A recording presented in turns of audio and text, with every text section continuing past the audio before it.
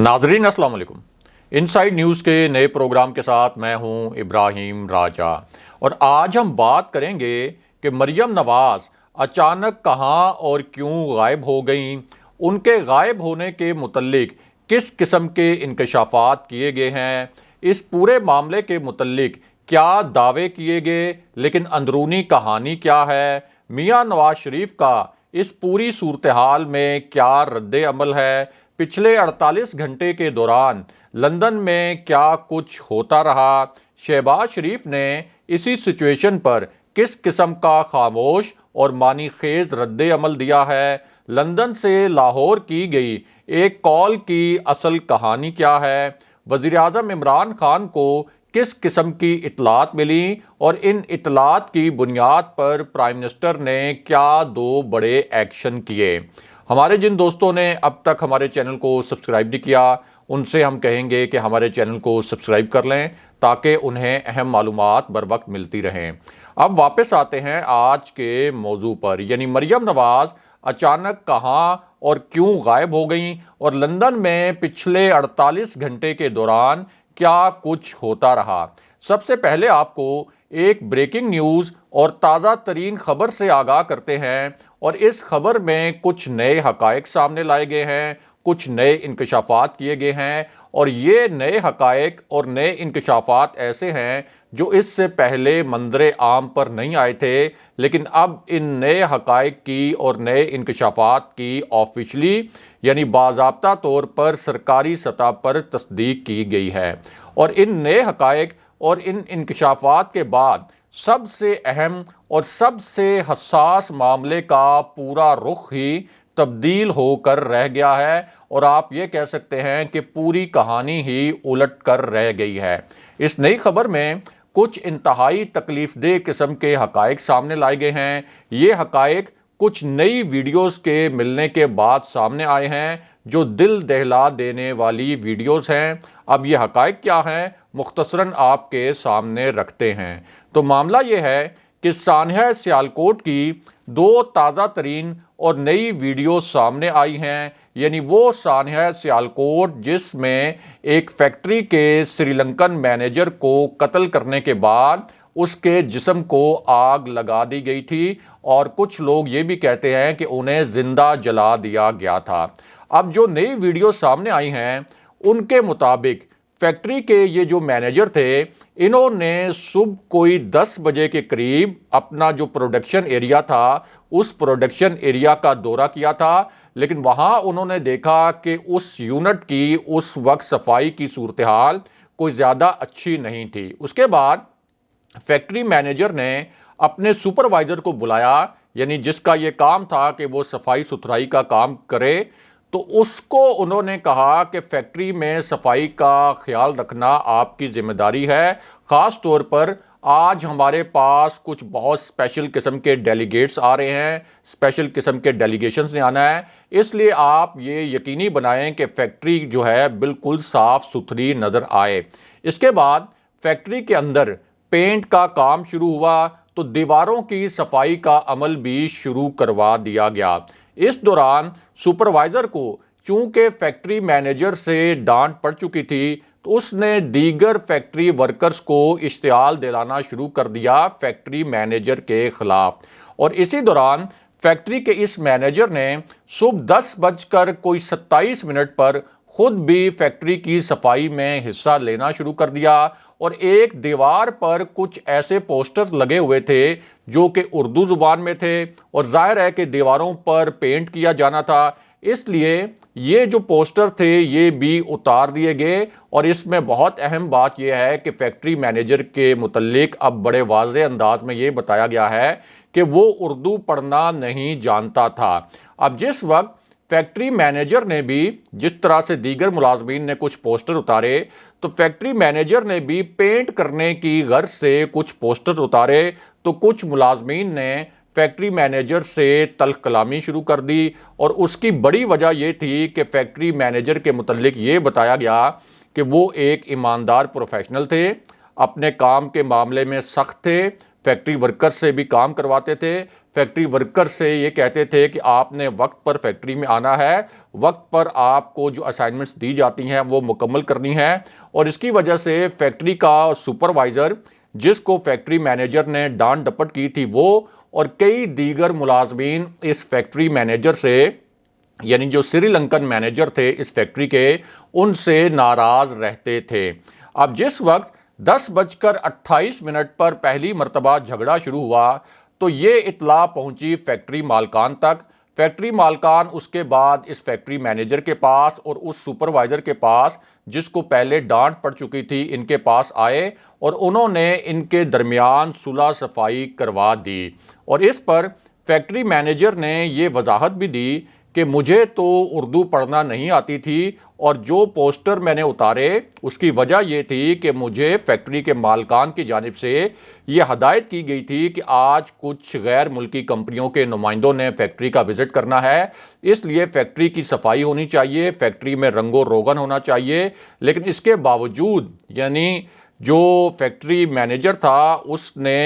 ملازمین کی تلخ کلامی کے باوجود ان سے لڑنے کے بجائے ان سے معافی مانگ لی، ان سے معذرت کر لی، لیکن اس کے بعد ایک منصوبہ بندی کے تحت حالات خراب کروا دیے گئے۔ وہ اس طرح کہ کچھ ملازمین جن کو فیکٹری مینیجر پر پہلے سے غصہ تھا انہوں نے دیگر افراد کو بھی اشتعال دلانا شروع کر دیا، اور اس طرح سے اس فیکٹری مینیجر پر توہین رسالت کا ایک جھوٹا الزام عائد کر دیا گیا۔ اب اس پر جو بعض ملازمین تھے انہوں نے مشتعل ہو کر اپنے ہی فیکٹری مینیجر کو مارنا پیٹنا شروع کر دیا۔ اس کے بعد ایک اور ویڈیو سامنے آتی ہے اور اس ویڈیو سے یہ پتہ چلتا ہے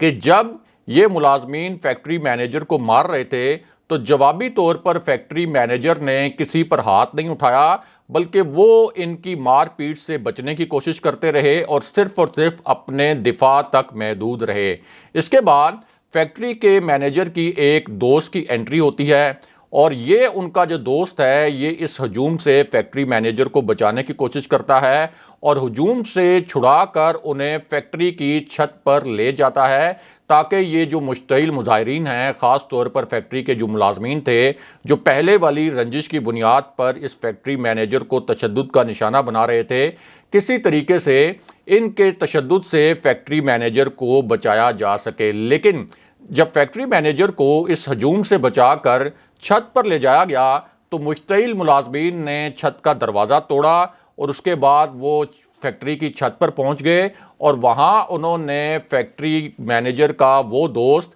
جو کہ اس کو بچانے کی کوشش کر رہا تھا اس کو بھی زد و کوب کیا اور بعد نے فیکٹری مینیجر کے اوپر اینٹوں سے وار کرنا شروع کر دیے۔ اب اسی سانحے کی ایک اور جو ویڈیو سامنے آئی ہے اس ویڈیو سے یہ پتا چلا کہ فیکٹری کی چھت پر فیکٹری مینیجر کے سر پر اینٹوں سے کئی وار کیے گئے، اسے بدترین تشدد کا نشانہ بنایا گیا، پتھروں سے بھی اس کے سر پر ضربیں لگائی گئیں اور پھر اسے وہاں سے دھکا دے کر عمارت سے نیچے گرا دیا گیا۔ اس کے بعد جب فیکٹری مینیجر عمارت سے نیچے گرا تو اس کے بعد کی بھی کچھ نئی ویڈیوز سامنے آئی ہیں اور ان ویڈیوز میں پتہ یہ چلا کہ اصل میں جس وقت یہ جھگڑا شروع ہوا تھا اور پہلی تلخ کلامی ہوئی تھی اس وقت بھی 10 سے زیادہ سیکیورٹی گارڈز اس فیکٹری میں موجود تھے۔ کل ملا کر کوئی 13 کے قریب سیکیورٹی گارڈز اس فیکٹری میں تعینات ہوتے ہیں۔ 10 کے قریب گارڈز اس وقت یعنی جھگڑے کے وقت وہاں موجود تھے، لیکن جب انہوں نے دیکھا کہ ہجوم بہت زیادہ مشتعل ہے تو وہ وہاں سے فرار ہو گئے۔ اس کے بعد جب فیکٹری مینیجر کو چھت سے گرایا گیا تو تب بھی جو ہجوم تھا اور جو فیکٹری ملازمین تھے ان کے انتقام کی آگ نہیں بجھی اور اس کے بعد انہوں نے اس فیکٹری مینیجر کا جو جسم تھا جو اس وقت بالکل آپ یہ کہہ سکتے ہیں کہ مکمل طور پر وہ بے سکت تھا، کچھ لوگ یہ بھی کہتے ہیں کہ اس وقت اس کی موت ہو چکی تھی، لیکن اس کے جسم کو گھسیٹنا شروع کر دیا اور اس کے جسم پر بھی اینٹیں برسائیں اور اس کے سر پر بھی اینٹیں وغیرہ برسانا شروع کر دیں۔ اس کے بعد تقریباً 160 سے زائد کی جو ویڈیوز ہیں 160 سے زائد ویڈیوز حاصل کی گئیں اور ان میں کچھ 3 ویڈیوز ایسی نکلیں جو کہ بہت ہی تکلیف دہ ثابت ہوئیں، جن کو جب اینالائز کیا گیا اور جس قسم کے حقائق سامنے آئے وہ بہت ہی دل دہلا دینے والے تھے۔ ایک تو یہ پتہ چلا کہ جب ملازمین نے فیکٹری مینیجر کا جو جسم تھا، جس کے متعلق یہ بتایا گیا کہ وہ تقریباً اس وقت دم توڑ چکا تھا،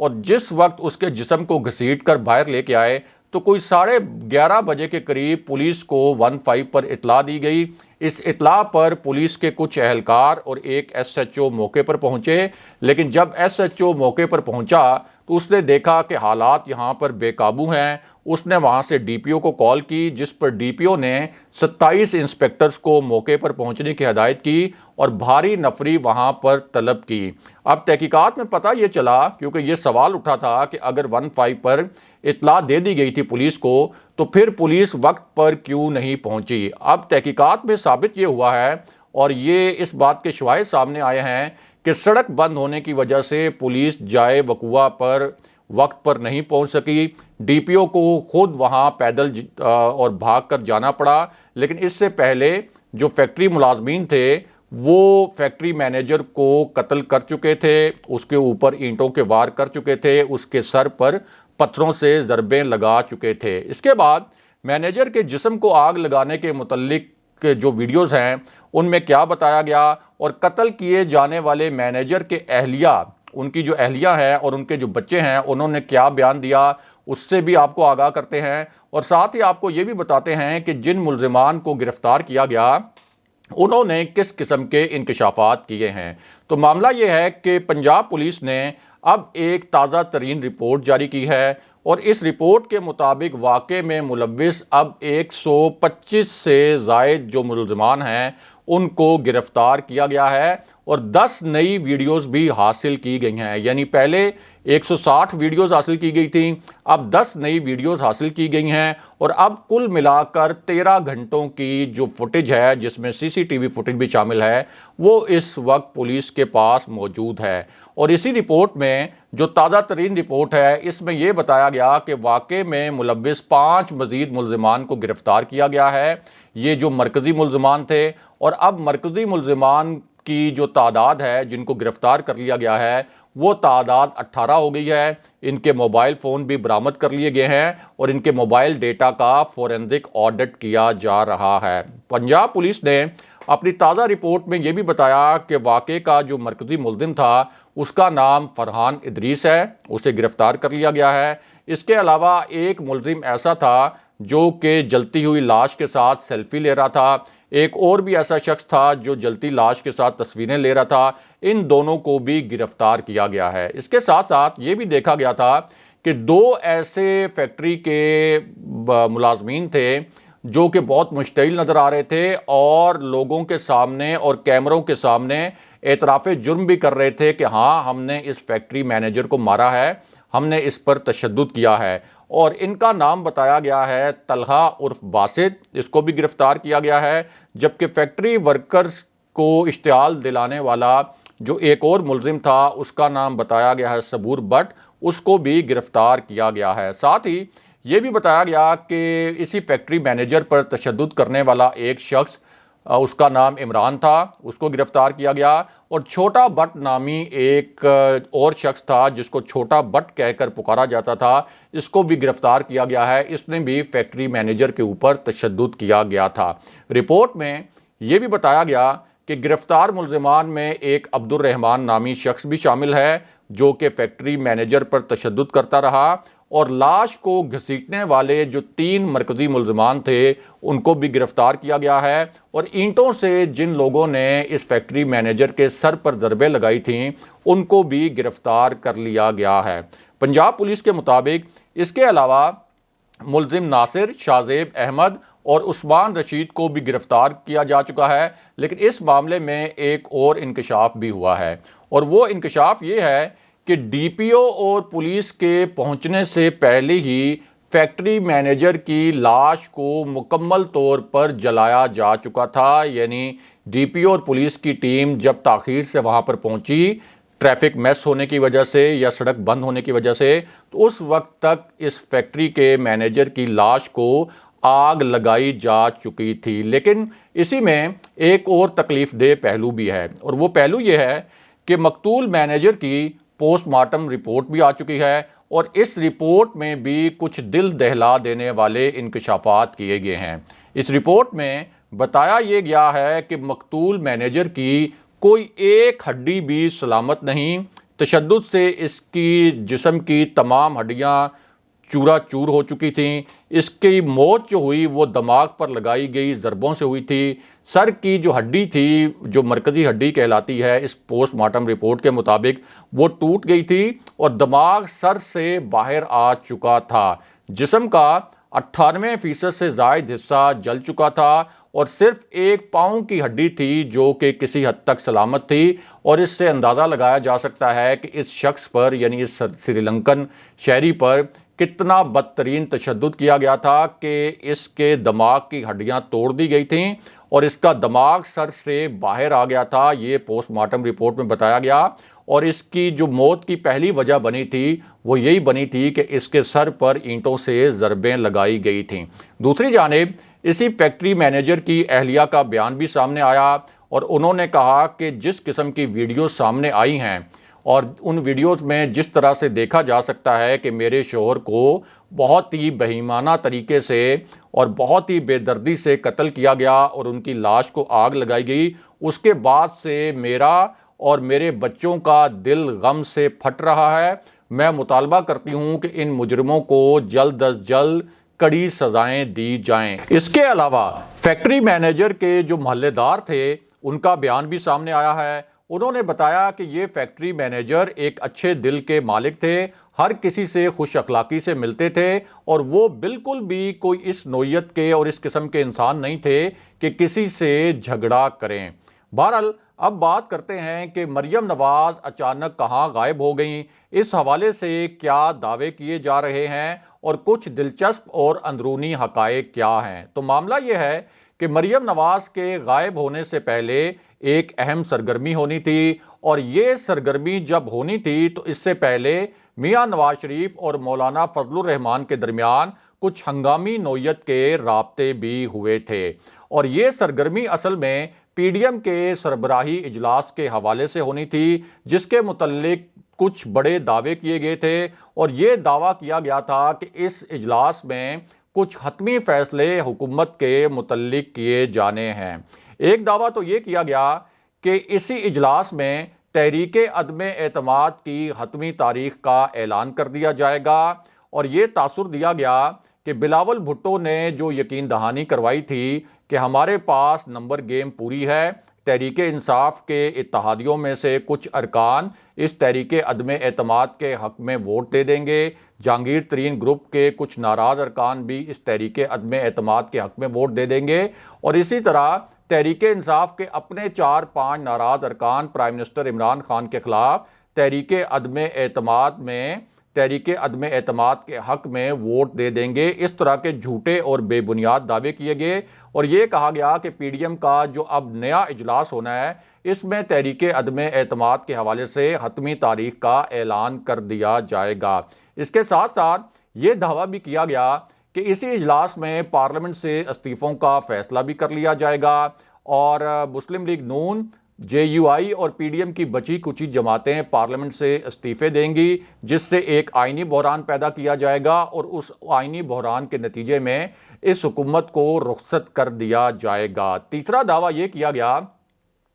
کہ اسی اجلاس میں دسمبر میں حکومت کے خلاف لانگ مارچ کی حتمی تاریخ کا اعلان ہو جائے گا، یعنی یہ اعلان ہو جائے گا کہ دسمبر کی کون سی تاریخ کو حکومت کے خلاف لانگ مارچ کیا جائے گا، اور تاثر یہ بنایا گیا، ایک جھوٹا آپ کہہ سکتے ہیں کہ تاثر میڈیا میں پلانٹ کروایا گیا، اور اس طرح کی خبریں لیک کروائی گئیں کہ یہ جو لانگ مارچ ہوگا اس کو بھی اسٹیبلشمنٹ کی حمایت حاصل ہوگی۔ لیکن ہوا کیا؟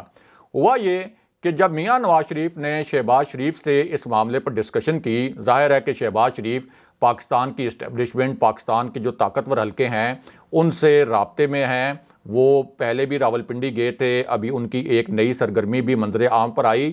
تو شہباز شریف نے میاں نواز شریف کو بتایا کہ ایک تو تحریک عدم اعتماد اگر ہم لے کے آئے تو ہمارے پاس نمبر بالکل پورے نہیں ہیں، اور یہ بات بالکل غلط ہے، جو میرے رابطے ہوئے ہیں اس کے نتیجے میں مجھے یہ پتہ چلا ہے کہ یہ بات بالکل غلط ہے کہ اگر یہ تحریک عدم اعتماد ہم لاتے ہیں تو کوئی اسٹیبلشمنٹ ہماری حمایت کرے گی یا تحریک عدم اعتماد کی حمایت کرے گی۔ دوسرا، انہوں نے یہ بھی بتایا میاں نواز شریف کو کہ اگر ہم نے پارلیمنٹ سے استعفے دیے تو ایک تو ہماری پارٹی کے اندر بھی بغاوت ہو جائے گی، مسلم لیگ نون کے کئی ارکان اسمبلی پارٹی سے استعفے نہیں دیں گے، اور دوسرا کوئی آئینی بحران پیدا نہیں ہوگا اور اسٹیبلشمنٹ بھی اس موو کو سپورٹ نہیں کرے گی اور اس کے نتیجے میں بھی حکومت نہیں جائے گی بلکہ ضمنی الیکشن ہو جائیں گے۔ تیسرا، شہباز شریف نے یہ بھی بتایا کہ اگر ہم لانگ مارچ کرتے بھی ہیں، اول تو دسمبر میں لانگ مارچ ممکن نہیں، اور اگر ہم کرتے بھی ہیں تو یہ بات بالکل بھی اس کا کوئی امکان نہیں کہ اسٹیبلشمنٹ اس لانگ مارچ کی حمایت کرے گی، کیونکہ میں نے جو پنڈی میں سرگرمیاں کی تھیں مجھے وہاں سے اس قسم کا کوئی پازیٹیو سگنل نہیں ملا۔ تو اس کی بنیاد پر اب یہ جو دعوے کیے گئے تھے